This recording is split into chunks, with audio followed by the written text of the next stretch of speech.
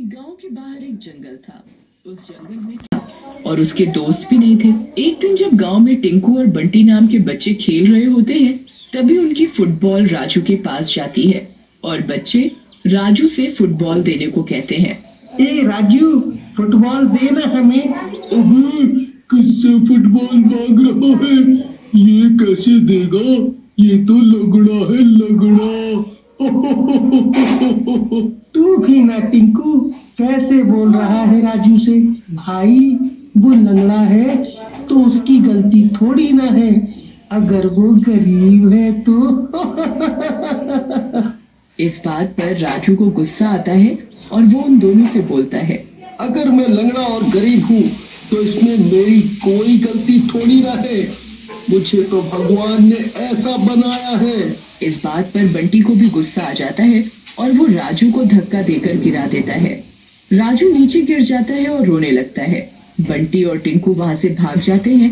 तभी राजू के माता पिता किशन और जया वहाँ आ जाते हैं और राजू को ऐसे रोते देखकर पूछते हैं, अरे राजू, क्या हुआ बेटा? तुम ऐसे क्यों रो रहे हो? पिताजी, मुझे गांव के कुछ लड़कों ने छेड़ा, फिर नीचे गिरा दिया। मैं अगर लंगड़ा हूँ तो बताओ मेरी क्या गलती है? राजू को ऐसे रोता देख जय, नहीं हमारी है। अगर आज हम अमीर होते तो किसी अच्छे डॉक्टर से तेरा इलाज कराते, लेकिन हम भी क्या करें बेटा। अपनी माँ को ऐसे रोता देखकर राजू को बिल्कुल अच्छा नहीं लगता और वो जया को बोलता है, तुम रो मत माँ, मैं बिल्कुल शिकायत नहीं करूँगा, बस तुम रो मत। फिर वो तीनों अपने घर के अंदर चले जाते हैं, लेकिन गांव के बच्चों का राजू को छेड़ना कम नहीं होता और एक दिन बार बार की छेड़ाछाड़ी की वजह से राजू परेशान हो जाता है और घर छोड़कर चला जाता है। राजू जंगल में एक पेड़ के नीचे बैठा हुआ रो रहा होता है। तभी वहाँ वही चुड़ैल उसके सामने आ जाती है।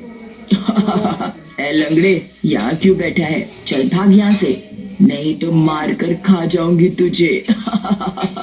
राजू को चुड़ैल की इस बात पर गुस्सा आ जाता है और वो चुड़ैल को बोलता है, भागो यहाँ से, मुझे किसी से डर नहीं लगता, और वैसे भी मैं लोगों के इतने ताने सुन चुका हूँ कि अब डर लगना ही बंद हो गया है।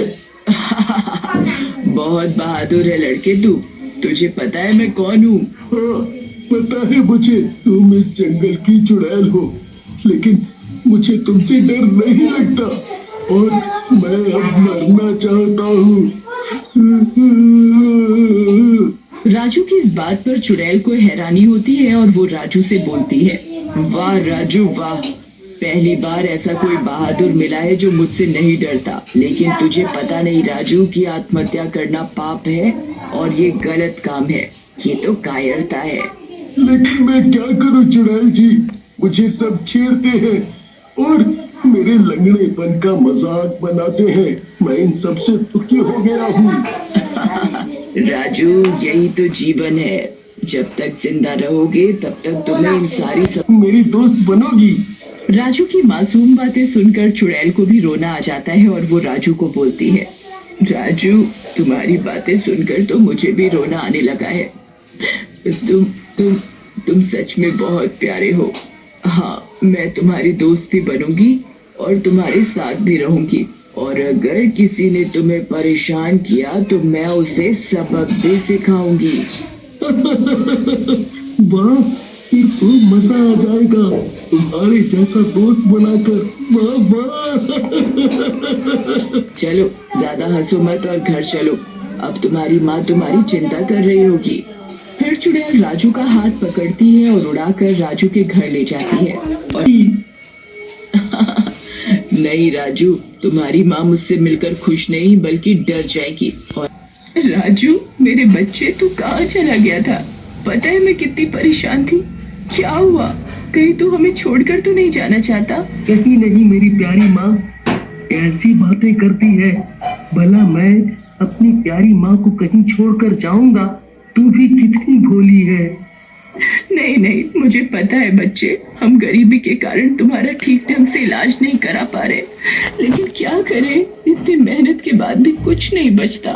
अरे माँ, अब तुम रोना बंद करो, नहीं तो मुझे भी रोना आ जाएगा।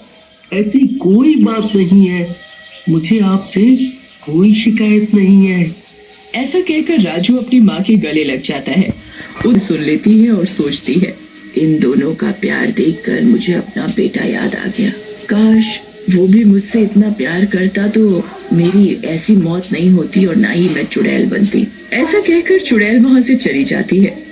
अगले दिन टिंकू और बंटी राजू के घर के बाहर खेल रहे होते हैं।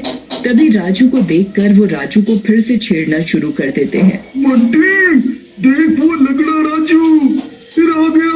ओ हो। इससे पहले कि राजू कुछ कहता, चुड़ैल अदृश्य रूप में वहां आ जाती है और राजू से बोलती है, अच्छा तो ये है वो बच्चे जिनकी वजह से तुम्हें ये सब करने की जरूरत पड़ी। मजा चखाना है इन्हें। हाँ चुड़ैल जी, क्यों नहीं। फिर चुड़ैल अदृश्य रूप में राजू के साथ बंटी और टिंकू के पास जाती है और राजू को बंटी को धक्का देने का इशारा करती है। जैसे ही राजू बंटी को धक्का देता है, चुड़ैल बंटी का हाथ पकड़कर उड़ाकर ले जाती है और दूर से गिरा देती है। ये देखकर टिंकू डर जाता है और राजू को बोलता है, अरे बाप रे, भागो रे भागो, ये राजू तो बहुत ताकतवर है, वो तो हमें मार देगा, भागो रे। ऐसा कहकर टिंकू और बंटी वहां से भाग जाते हैं और ये बात जाकर अपने माँ बाप को बताते हैं। उन दोनों की बात सुनकर दोनों के माँ बाप राजू के घर पहुंचते हैं और जया से राजू की शिकायत करते हैं, जिसे सुनकर जया को भी गुस्सा आ जाता है। देखो भाई साहब, हम गरीब हैं इसका मतलब ये नहीं कि आप कुछ भी बोलोगे। मेरा बेटा तो वैसे भी ठीक ढंग से चल नहीं पाता, आपके बच्चों को क्या मारेगा।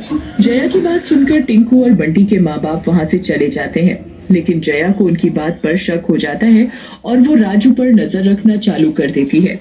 एक दिन चुड़ैल और राजू छत पर बैठे बातें कर रहे होते हैं। चुड़ैल के हाथ में एक पोटली होती है कि तभी जया छत पर आ जाती है और चुड़ैल को देखकर डर जाती है। राजू किसके साथ बैठा है बेटा, हट वहां से।